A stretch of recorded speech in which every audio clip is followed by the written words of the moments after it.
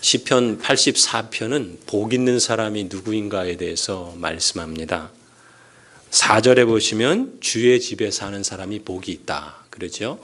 또 5절에 보면은 주께 힘을 얻고 그 마음에 시온에 데려가 있는 사람이 복이 있다 그렇게 말합니다. 12절도 보시면 주님께 의지하는 자가 복이 있다. 이처럼 주의 집에 살고 주께 힘을 얻고 그 마음에 시온에 데려가 있고 주께 의지하는 사람은 복이 있다라고 말씀하고 있습니다. 여러분에게 이 복이 있기를 기원합니다. 교회 다니는 사람이라면 아마 익숙한 축복의 말일 겁니다. 그런데 주목할 점은 이 축복의 말, 이 고백을 지금 누가 하고 있는가라는 점입니다.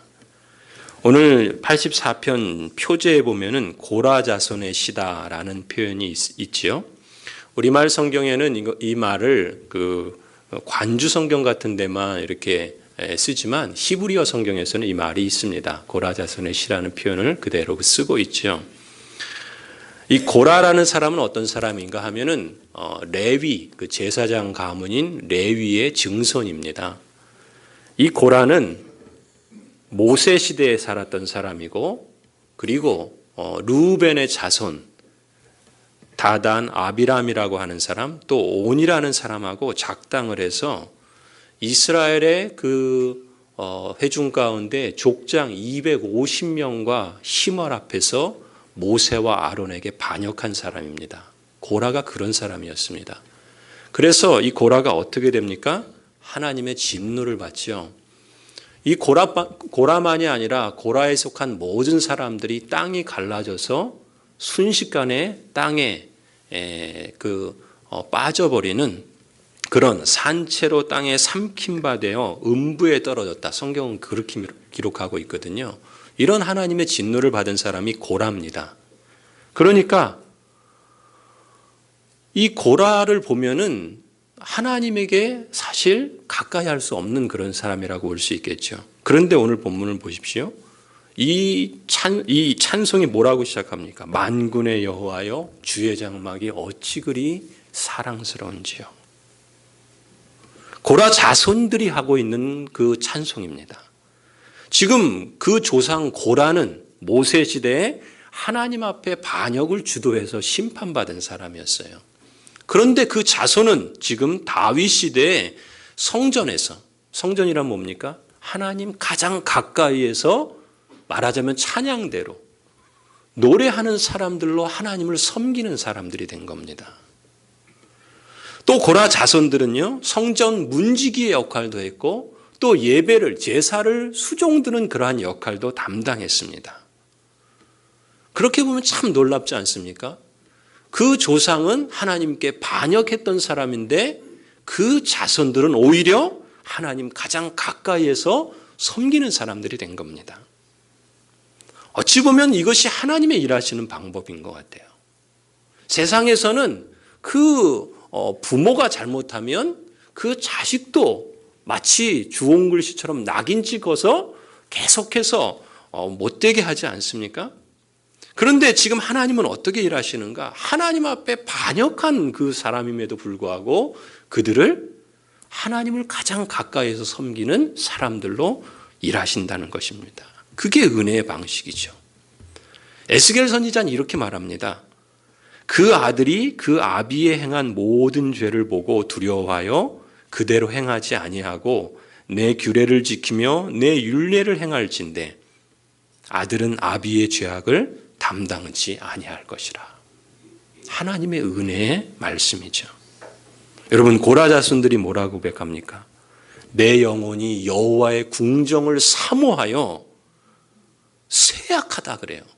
얼마나 하나님을 사모하면 몸이 쇠약해질 정도입니까? 저도 지금 몸이 쇠약한데 이게 하나님을 너무 사모해서 그런 건지 아니면 제 잘못인지 아무튼 지금 이 고라 자손들은 그런 거예요. 얼마나 하나님을 사모했으면 몸이 쇠약할 정도겠습니까? 그리고 뭐라 그래요? 내 마음과 육체가 살아계신 하나님께 부르짖나이다.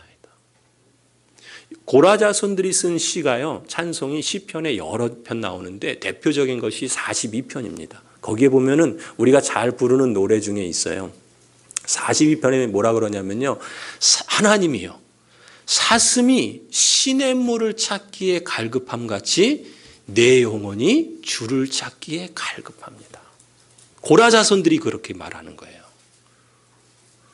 그 조상은 하나님 앞에 반역했는데 오히려 그 자손은 마치 사슴이 시냇물을 찾듯이 하나님을 찾기에 그렇게 갈급하다고. 오늘 이 84편에서도 하나님을 간절히 사모하고 하나님을 찾는 그 사모함이 그대로 표현되어 있지 않습니까? 그런데 놀라운 건요. 이 고라 자손들이 이 시편을 찬송하고 찬송할 뿐만 아니라 어떻게 합니까? 기록했죠. 그래서 오늘 우리가 이 시편을 성경으로 갖고 있지 않습니까? 그런데 그 시편을 찬송하고 기록하면서 뭐라고 이름을 붙였다고요? 거기 표제에 고라 자손의 시라 이렇게 이름을 붙입니다. 여러분 이게 별것 아닌 것 같아도요. 이렇게 생각하시면 어떨까요? 지금 고라는 반역자죠. 그럼 고라 자손은 누굽니까? 반역자의 후손입니다.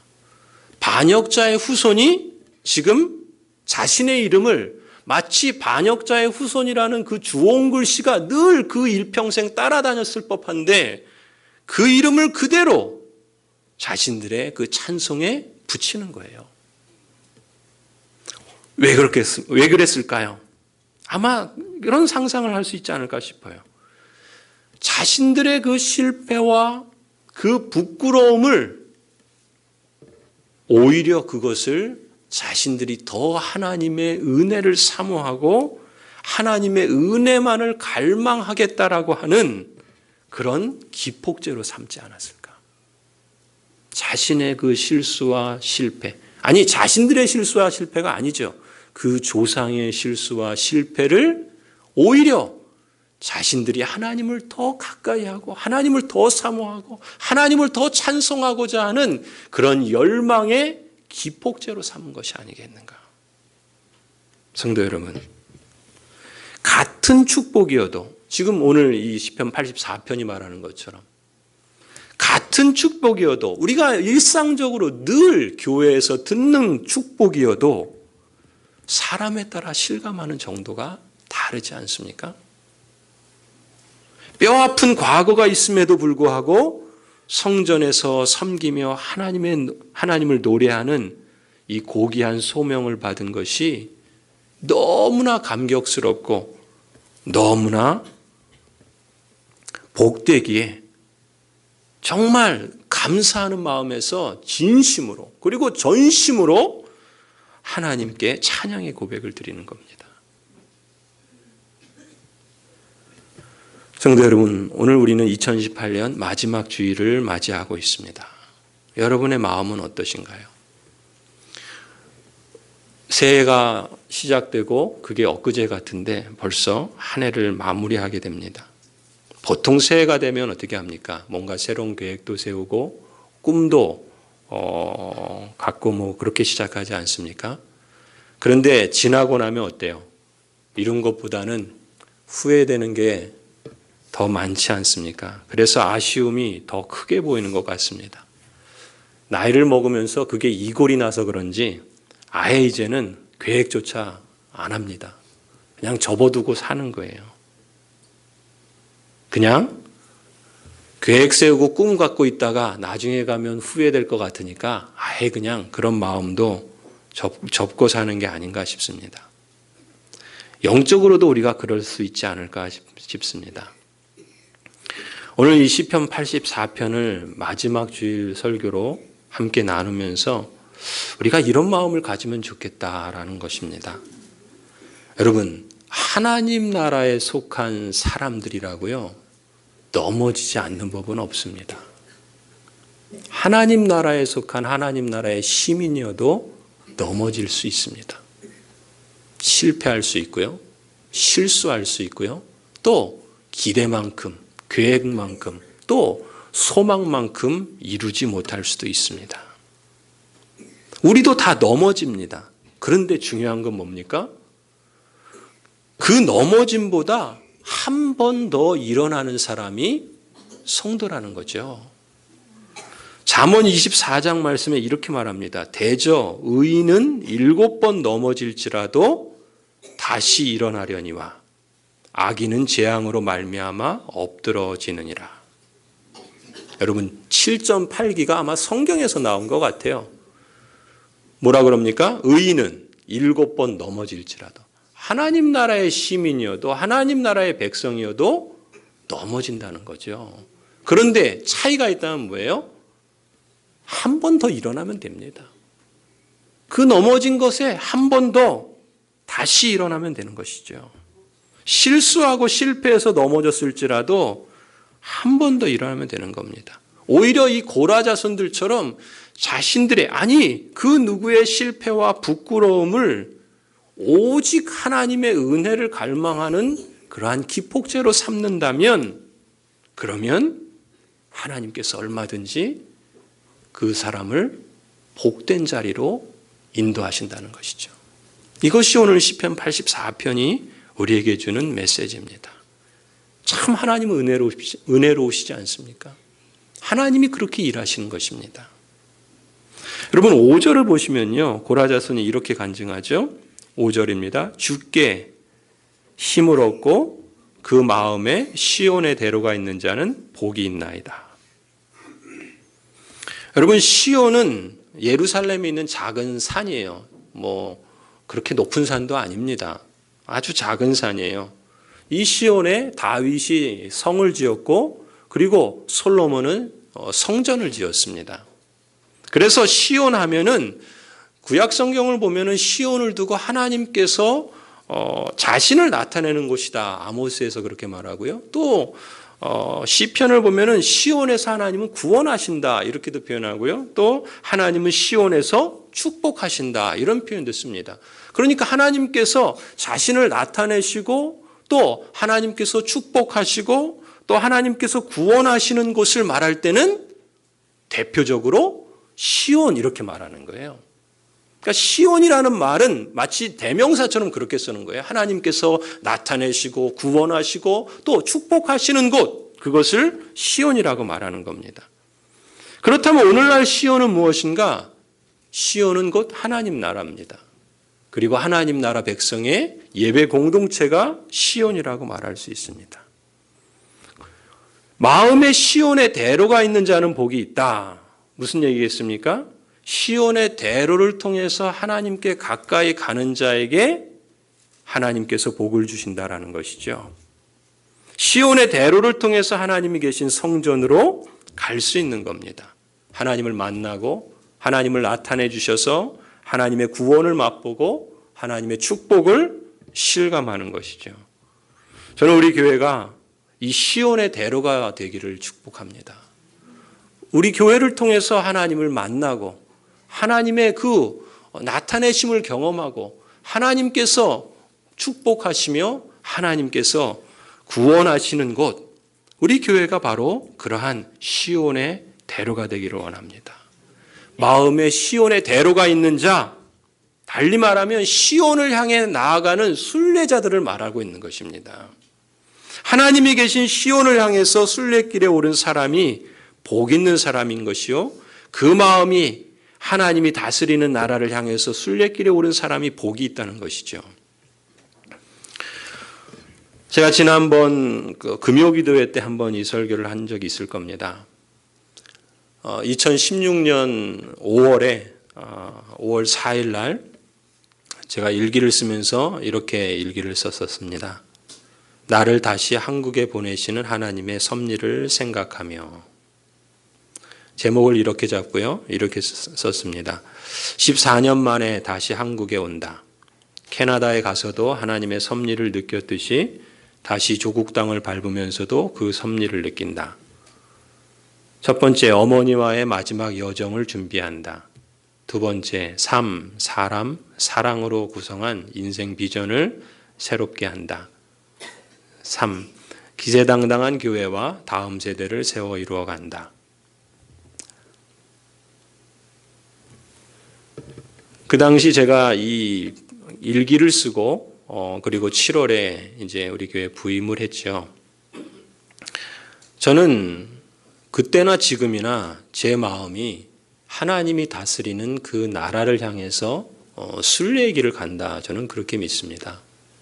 그리고 그 길을 가는 자는 오늘 시편 말씀처럼 복이 있다 하신 것을 저는 그대로 받아들입니다. 하나님께서 약속하신 말씀을 그대로 믿고 받아들이기 때문에 나는 복이 있는 사람이다. 그렇게 스스로 생각하고 또 그렇게 믿습니다. 성도 여러분들에게도 적극 초대합니다. 여러분들이 하나님 나라의 그 초대를 받고 그래서 하나님 나라의 그 순례의 길을 향하여 나아가신다면 여러분도 동일한 복을 받은 사람이라 그렇게 믿습니다. 여러분이 오늘 하나님의 이 약속의 말씀을 그대로 믿고 받아들이실 수 있기를 바랍니다. 진정 여러분의 마음에도 복이 있을 줄 믿습니다. 내일 우리 송구영신 예배를 드리면서 올해 감사한 내용들을 적어보려 합니다. 우리가 매년 하는 것이지만 한 해 동안 여러분이 올 한 해 동안 내가 시온을 향해서 순례의 길을 걸어간 것이 있다면 한번 되돌아보면서 감사하는 시간을 가져보시고 또 혹 미진한 것이 있다면 내년의 새 소망의 기도로 한번 적어보셨으면 좋겠습니다. 성도 여러분, 하나님께 나아가는 자는 분명 복 있는 사람입니다.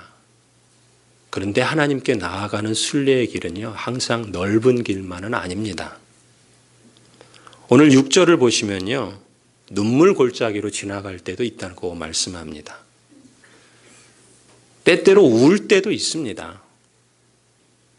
눈물 골짜기를 지나가야 할 때도 있습니다. 그러나 6절에 뭐라고 말씀하십니까? 그들이 눈물 골짜기로 지나갈 때 그곳에 많은 샘이 있을 것이며 이른 비가 복을 채워주나이다. 우리는 이 말씀을 기억하십시다. 하나님은 우리의 눈물이 떨어지는 곳을 샘으로 바꾸신다는 것입니다. 눈물로 씨를 뿌리는 자는요, 결코 그냥 돌아가지 않습니다. 하나님께서 말씀하신 것처럼 기쁨으로 그 단을 거두게 하십니다. 저는 그 말씀을 그대로 믿고 또 그 말씀을 신뢰합니다. 제가 독감으로 하루 종일 누워 있으면서 한 해를 생각해 보았습니다. 몸은 쑤시고 아픈데 누워 있다 보니까 잠은 안 오고 어떻게 하겠습니까? 이런 생각 저런 생각 하는데 목사가 무슨 생각하겠습니까? 교회 생각하고 또 사역 생각하고 한 해 지나온 시간들 생각하는 그러지 않겠습니까? 한 해를 생각해 보니까 감사한 일도 많고 아직 미진한 점도 적지 않은 것 같습니다. 참 감사한, 사실 오늘 제가 설교하면서 몸이 좀 괜찮았으면 그동안 한 해 동안 감사할 일을 쫙 적어가지고 오늘 좀 나누려고 그랬는데 제 원래 설교 계획은 그거였는데 너무 아프다 보니까 앉아서 뭐 이렇게 할 수가 없더라고요. 그래서 이 감사한 일은 좀 나중에 시간 내서 적어야 될 것 같고 이 아프니까 이 미진한 것만 더 생각나더라고요. 용서해 주십시오. 그 미진한 것 가운데 그런 마음이 들더라고요. 우리 재직들이 균형 있는 영적 성장을 더 이루어가면 좋겠다. 그랬으면 좋겠는데 하는 그런 아쉬움이 있었고요. 또 그래서 우리 재직들이 그 재직으로서의 역할을 잘 감당하면 우리 교회가 훨씬 더 하나님 나라를 증거하기에 부족함 없는 그런 마을 교회로 자라가지 않을까. 우리 교회가 추구하는 그 하나님 나라를 증거하는 마을 교회로서의 그 비전을 우리 교회가 우리 성도들이 다 함께 한 뜻을 갖고 함께 이 마음을 합하고 함께 그 길을 간다면 우리 안에서도 얼마나 이것이 복되고 또 우리를 통해서 이 지역사회에 얼마나 복되고 의미 있을까라는 그런 아쉬움을 가져봅니다. 또 말씀으로 삶을 나누고 기도로 세워가는 그런 진실한 공동체, 우리 구역 모임을 하는 그 모임들을 이렇게 보면서 잘 모이는 구역도 있고 그렇지 않은 구역들도 있는데 공통적으로 저에게 있는 그 바람이 있고 기도가 있다면 우리 구역들이 하나님의 말씀을 가지고 자신의 삶들을 해석하고 함께 기도로 세워가는 그런 진실한 공동체를 더 이루어가면 좋겠다라고 하는 그런 바람이 있는데, 그런 점에서는 아직은 제 마음이 좀 저리는 것 같아요. 생각하면 여전히 그 부분에서 하나님께 기도해야 할 부분이 많이 있다 생각합니다. 그래서 이런저런 생각하면서 몸을 뒤척이고 그러다가 새벽 1시쯤이 되었을 때 한 집사님이 보낸 메일을 보았습니다. 핸드폰에 이렇게 이렇게 핸드폰에 보면은 저희가 있잖아요. 휴대폰에 보면 이렇게 표시가 있어요. 그래서 무슨 메일인가 이렇게 한번 봤어요. 그 메일을 보면서 제가 그 메일을 읽으면서 정말 눈물 날 정도로 얼마나 감사했는지 모릅니다. 여러 가지 좀 아쉬움과 또 미진한 부분들에 대해서 몸도 아픈데 마음도 그냥 이렇게 저린데 그 메일을 읽으면서 참 감사했어요. 그래서 제가 그 메일 내용을 좀 읽어드리려고 합니다. 우리 이분에게는 제가 허락을 받았습니다. 누군지는 밝히진 않을게요. 풍성한 삶의 첫걸음을 마치고 풍삼첫을 마치고 이제 그 과제로 보낸 내용인데 이런 내용이었습니다. 그대로 읽어드릴게요.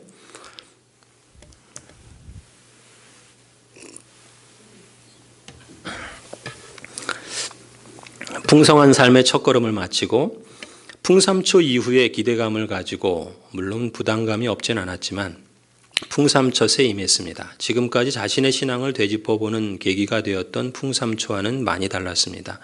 평소에 성경 묵종을 실천하지 않던 저로서는 생소하기도 했습니다. 어린아이가 밍밍한 이유식을 먹다가 적당한 간이 되어진 맛난 음식을 살짝 먹어본 느낌이었습니다.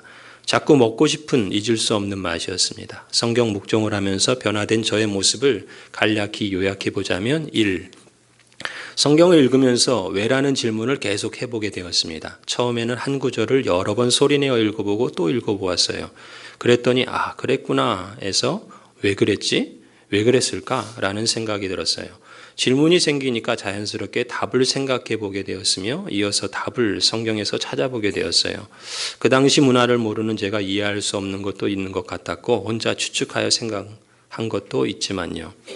2. 성경을 묵종하면서 저의 현재 생활과 연결을 시켜보게 되었습니다. 생활신앙을 한다는 것이 이런 것임을 깨닫게 되었습니다. 성경을 읽으면서 현재를 돌아보기도 하고 현재 상황을 생각하면서 성경을 읽어보기도 했습니다. 아주 먼 옛날에 일어난 나와는 거리가 먼 이야기가 아니라 현재 나에게도 이 한 구절을 통해서 주시고자 하는 메시지가 있구나 하는 것을 느끼게 되니까 말씀 한 구절 한 구절이 정말 달고 오묘하다는 찬송도 공감이 되었습니다. 3. 성경을 읽으면 읽을수록 성경이 궁금해졌습니다. 아마도 제가 말씀 묵종을 한 부분이 여호수아여서인 듯합니다. 구약의 여기저기를 계속 읽고 또 찾고 있는 제 모습이 스스로 신기했습니다. 이를 계기로 꾸준히 이어지길 간절히 소망합니다. 4. 하루 종일 문득 말씀이 생각납니다. 성경을 읽고 있지 않을 때도 시시때때로 말씀이 생각나니 너무 기뻤어요. 암송을 완벽히 하진 못하지만 말씀을 생각하는 시간이 길어진 그 자체만으로도 저는 기쁩니다. 5. 풍삼첫을 자신 있게 권하고 싶습니다. 예배 후 점심 식사 시간에 누군가가 저에게 물어보았습니다. 풍삼첫 해보니까 어때? 어려워? 저의 대답은 어려운 건 잘 모르겠고요. 신선한 충격이었어요. 꼭 한번 경험해보면 좋을 충격, 강추해요. 풍삼첫을 끝낸 지금 저는 혼자서도 말씀 묵종을 계속 이어가고 있습니다. 서툴더라도 계속 이어갈 것입니다. 저에게 이런 신선한 충격을 주신 담임 목사님께 감사드립니다. 제가 잠을 설치고 뒤척거리면서 이 메일을 읽는데 얼마나 큰 위로가 됐는지 모릅니다. 오늘 주보에 실은 것처럼 이제까지 우리 풍삼초를 39명이 하셨고요. 또 풍삼첫을 20명이 하셨습니다. 적지 않은 그러한 성도들이 함께 참여했습니다.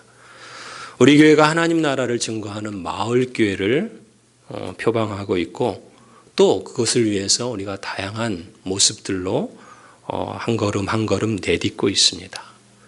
저는 온 교회가 함께 이 길을 추구하는 것이 마음의 시온의 대로가 있는 모습이다. 그렇게 믿습니다. 하나님께 나아가는 순례의 길이 그러나 항상 넓은 것만은 아닙니다.